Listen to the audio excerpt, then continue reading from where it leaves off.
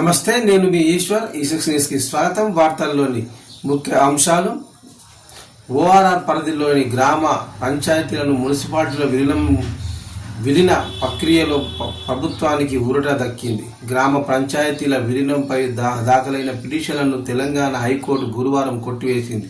ప్రభుత్వం తీసుకొచ్చిన ఆర్డినెన్స్ ప్రకారమే విలీనం జరిగిందని, పాలనలో భాగంగా చట్టాలను తీసుకొచ్చే అధికారం అసెంబ్లీకి ఉందని ఈ సందర్భంగా కోర్టు వ్యాఖ్యానించింది.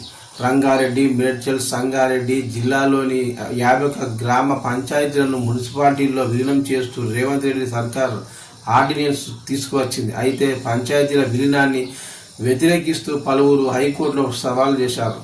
విచారణ చేపట్టిన ఈ సీజే ధర్మాసనం ఈ పిటిషన్లు కొట్టివేస్తూ తాజాగా తీర్పు వెలువరించింది. ఈ తీర్పుతో మున్సిపాలిటీలో గ్రామ పంచాయతీల విలీనానికి మార్గం సుగమమైంది.